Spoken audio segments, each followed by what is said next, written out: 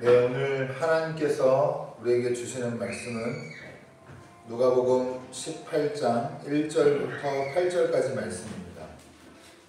누가복음 18장 1절부터 8절까지 말씀입니다.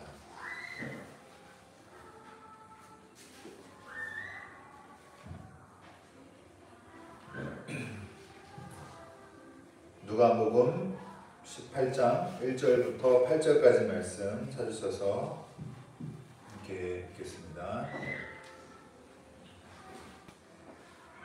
자, 읽습니다. 예수께서 제자들에게 늘 기도하고 낙심하지 말아야 한다는 뜻으로 비유를 하나 말씀하셨다. 어느 거울에 하나님도 두려워하지 않고 사람도 존중하지 않는 한 재판관이 있었다. 그 고을에 과부가 한 사람이 있었는데 그는 그 재판관에게 줄곧 찾아가서 내 적대자에게서 내 권리를 찾아주십시오 하고 졸랐다. 그 재판관은 한동안 들어주려고 하지 않다가 얼마 뒤에 이렇게 혼자 말하였다. 내가 정말 하나님도 두려워하지 않고 사람도 존중하지 않지만 이 과부가 나를 이렇게 귀찮게 하니 그의 권리를 찾아주어야 하겠다. 그렇게 하지 않으면 그가 자꾸만 찾아와서 나를 못 견디게 할 것이다. 주님께서 말씀하셨다. 너희는 이 불의한 재판관이 하는 말을 귀담아 들어라. 하나님께서 자기에게 밤낮으로 부르짖는 택하신 백성의 권리를 찾아주시지 않으시고 모른 채 하고 오래 그들을 내버려 두시겠느냐. 내가 너희에게 말한다. 하나님께서는 얼른 그들의 권리를 찾아주실 것이다. 그러나 인자가 올 때에 세상에서 믿음을 찾아볼 수 있겠느냐. 이는 하나님의 말씀입니다. 하나님 감사합니다. 네, 우리 주위 분들 좀 돌아보고 인사 나누고 시작하겠습니다. 우리에게는 기쁨이 있습니다.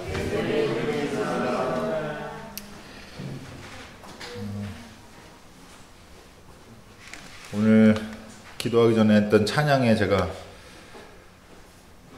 새롭게 은혜를 받았는데, 죄를 지어서 우리 마음이 슬플지라도 우리 죽을 때 내가 하는 말은 예수 구원하신다. 여러분, 참 우리 안에서 소망을 발견하지 못할 때가 많이 있는데, 자기 자신에게서 신뢰를 발견하지 못할 때가 많이 있는데, 여러분 넘어서는 하나님 안에서의 기쁨과 확신 여러분한테 충만하기를 주님의 이름으로 축원합니다.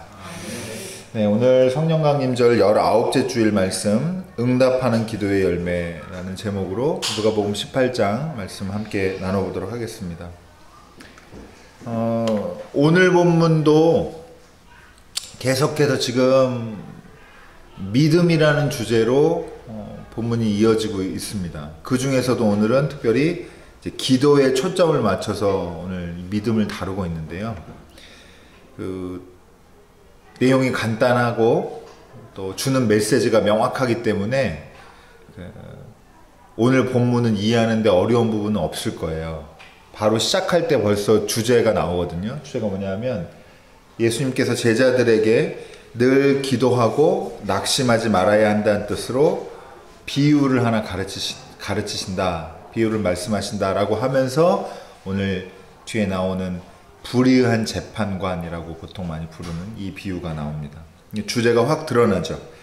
늘 기도하고 낙심하지 말아야 한다가 오늘 메시지예요. 오늘 이거 기억하시면 됩니다. 그래서 오늘 찬양도 원하고 바라고 기도합니다. 찬양 아까 함께 불렀는데요. 주제가 이게 선명한데 몇 가지 더 살펴볼 부분은 있어요. 그리고 우리가 기도할 때 또 믿음, 좀 바른 믿음이 어떤 건지 한번 고민해보는 시간 됐으면 좋겠고요. 내용을 잠깐 살펴보겠습니다. 어느 고을에 한 재판관이 있었는데 뭐라고 설명하냐면 그는 하나님도 두려워하지 않고 사람도 존중하지 않는 사람이다. 이렇게 얘기를 합니다. 렉이죠? 네.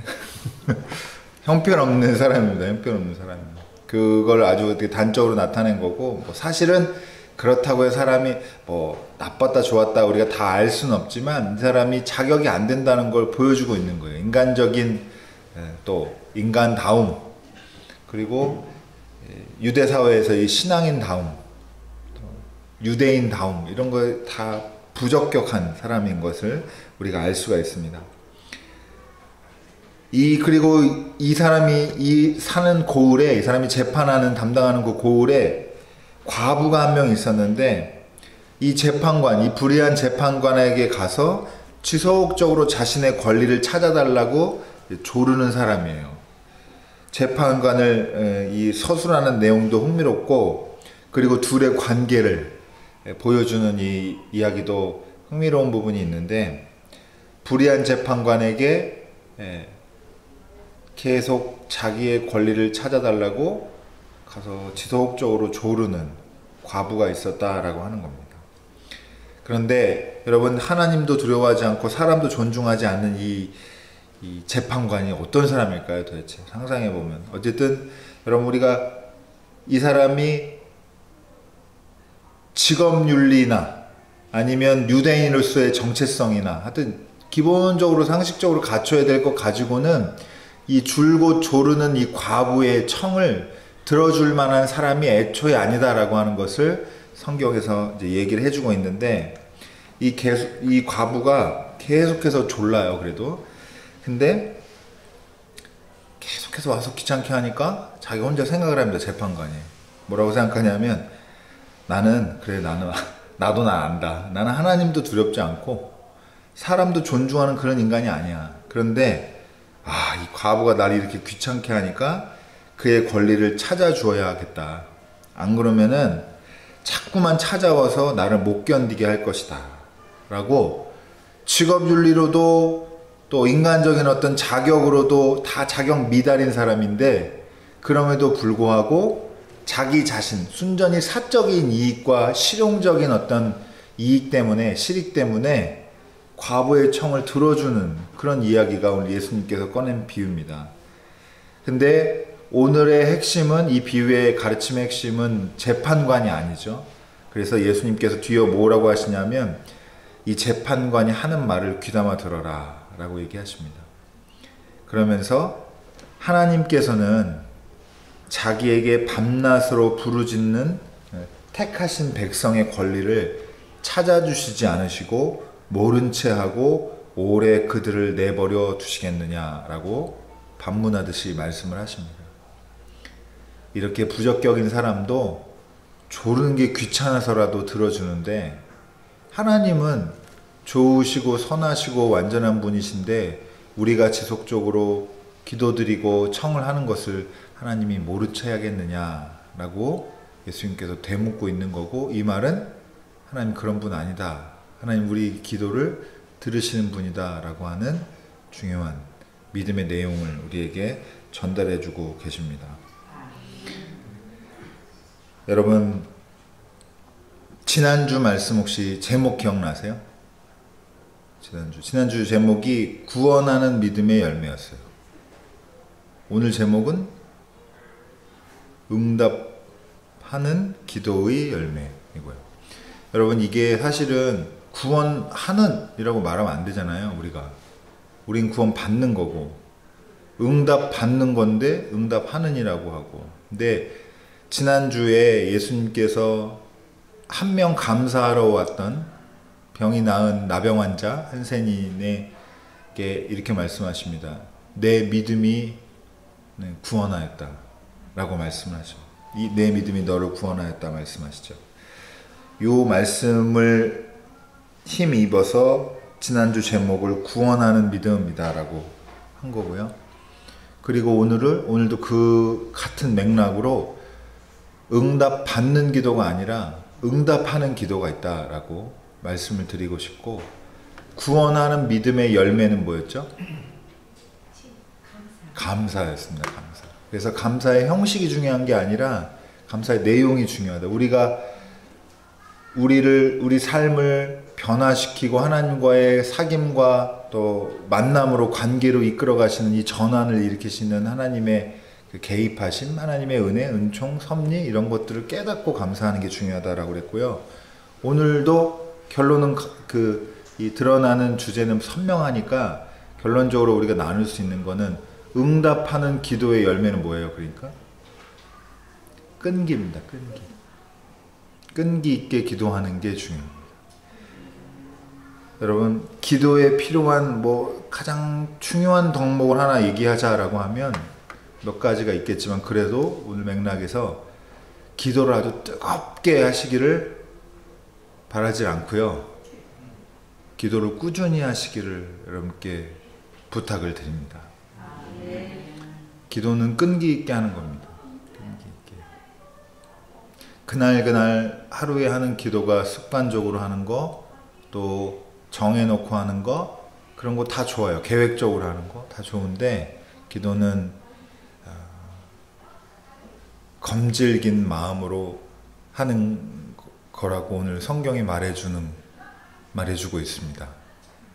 여러분, 기도 언론에서, 그러니까 응답 받는 기도라고 하면은,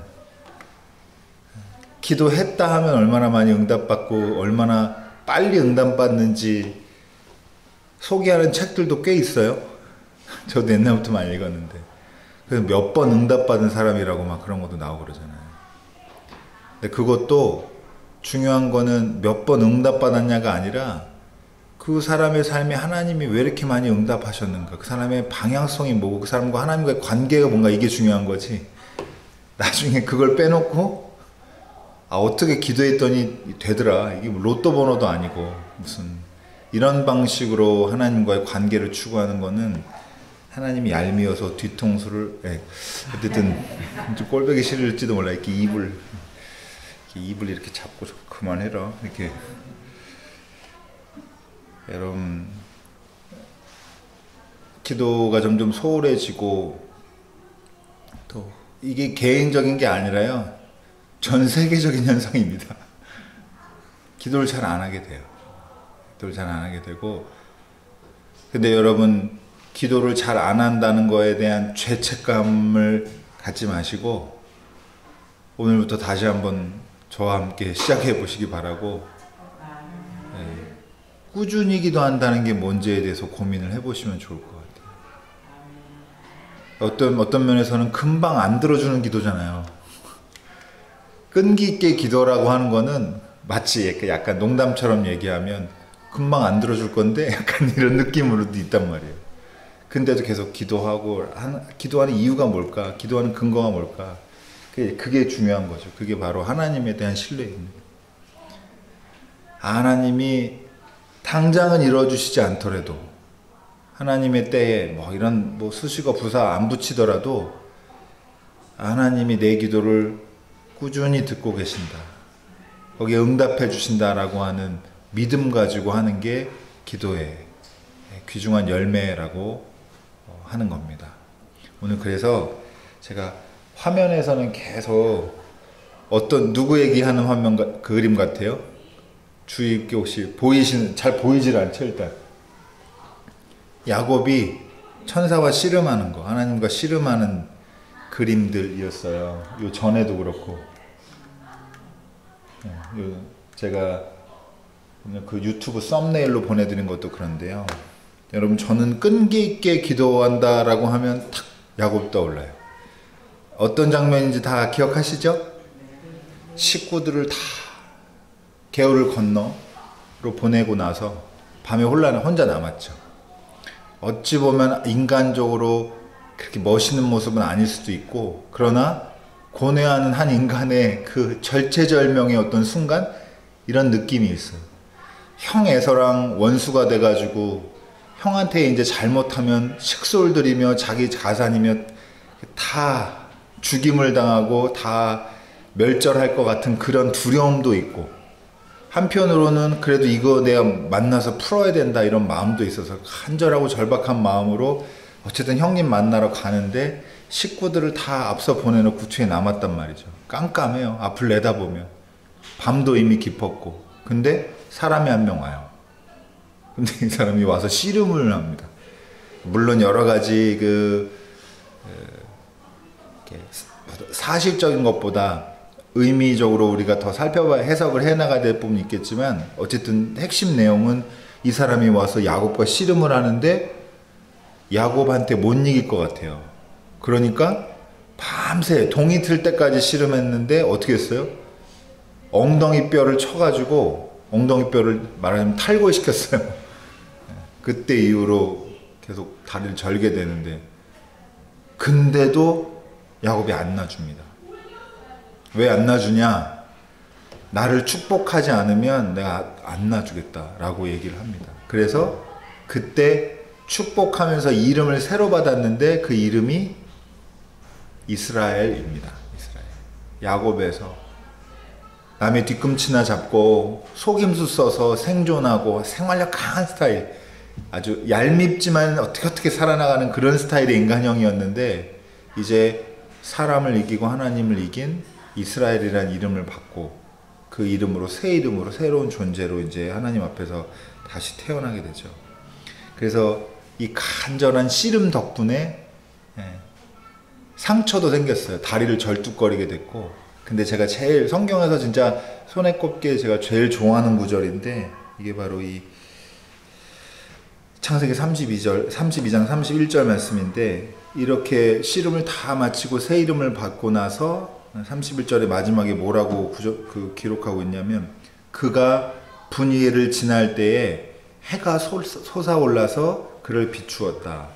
그는 엉덩이 뼈가 어긋났으므로 절뚝거리며 걸었다. 이렇게 상당히 문학적인 표현이기도 하고, 여러 가지 그 밤에 씨름했던, 전심을 다해서 씨름했던 그 모든 것들이 잘 담겨 있는 구절이라고 생각해서 제가 되게 좀 좋아하고 여러 번 감동을 받은 그런 구절인데, 여러분, 놓을 수 없는 것이 있고요, 놓을 수 없는 순간이 있습니다. 왜 이렇게 그때 이렇게 집착하지? 이 일에 그때 이걸 왜 그렇게 말하자면 내려놓지 못하고 붙잡을 수밖에 없고, 못 놔주겠다고 아우성치고 왜 이렇게 하느냐, 그럴 때가 있는 것 같아요. 그런 간절함의 어떤 시절이 있는 것 같은데, 그 시기를 지나고 나면 이렇게 야곱처럼 상처도 남습니다. 상처도 남아요. 근데 분이엘을 지날 때에 해가 솟아서 그를 비추었다라고 하는 표현에서 알 수 있듯이, 우리가 추측할 수 있듯이, 이제 앞으로는 모든 것이 좋아질 겁니다. 여러분, 어려운 순간, 또 힘든 과정들 겪는 분들 있을 거라고 생각합니다. 그럴 때 그런 상황을 분석하고 또 해석을 해가지고 자기가 의미를 자꾸 부여하고, 그러니까 뭐 원인을 찾고, 이런 것들은 신앙에서 강조하는 삶의 태도는 아니고요. 오히려 우리는 그럴 때 정말 이 놓칠 수 없고 놓을 수 없는 이 상황과 이 절박함으로 누구를 붙들어야 됩니까? 네, 하나님을 붙들어야 합니다. 하나님을 조르듯이 혹시 떼쓰듯이 하더라도 하나님께서 우리의 기도를 들으시고 응답하시는, 우리를 사랑하시는 분이신 것을 여러분 놓치지 마시기 바랍니다. 반드시 내가 이 결론을 하나님으로에게서 받겠다라고 하는, 하나님을 통해서 결론 내리겠다라고 하는 그런 마음들을 여러분 놓치지 마시고 끈기 있게 기도하는 여러분 되시기를 바랍니다. 여러분, 강한 사람이 살아남는다 뭐 이런 말 비틀어서 살아남는 사람이 강한 사람이다 이런 말 많이 쓰잖아요. 근데 어떤 면에서는 응답 받는 기도가 대단한 게 아니라 응답할 때까지 하는 기도하는 사람이 대단한 겁니다. 예. 하지만 그것보다 아주 더 중요한 거는 여러분, 믿음 다루는 본문이고 그 믿음을 기도라는 데 초점을 맞춰서 다룬 본문인데, 여러분 형식이 중요한 게 아니라 끈기라는 형식을 내가 오래 참기 위해서 참는 게 아니고요. 무슨 사우나도 아니고. 예. 여러분 그 참게 하는 그 원동력이 그 중심에 뭐가 있냐, 이게 중요한 거고, 그게 바로 우리의 우리를 견인해 가는 하나님을 향한 믿음이라는 사실을 기억하시길 바라고요. 이렇게 가니까 결론이 여러분 우리는 우리 힘으로 안 됩니다. 이렇게밖에 안 되는 거예요. 우리가 그렇게 끈기가 있냐? 없거든요. 우리는 제자가 될 수 있냐? 어렵거든요. 정말로 인생을 구원하는 기도를 응답받는 기도를 우리가 드릴 그럴 끈기가 있느냐? 우리 사실 그거 어렵거든요. 그래서 그 빈 부분 아니면 더 근본적인 부분에 누구의 도움이 필요하냐? 성령 하나님의 인도하심이 필요합니다. 여러분 때로 자신의 힘으로 안 될 때도 있지만 여러분 우리 있는 힘껏 애쓰고요. 안 되는 부분들 역부족이에요 하라고 하는 부분에서는 우리를 위해 늘 중보하시고 우리를 늘 마땅히 살아야 길로 말씀으로 가르치시는 성령 하나님께서 우리를 인도하실 줄로 믿습니다. 여러분에게 그런 인도하심이 있기를 바라고 끈기 있는 그리고 우리의 끈기보다도 더 끈기 있는 성령 하나님의 끈기 거기에 붙잡혀서 여러분 하나님과 좋은 관계로 사귐으로 평생을 열매 맺으시기를 주님의 이름으로 축원합니다. 기도하겠습니다.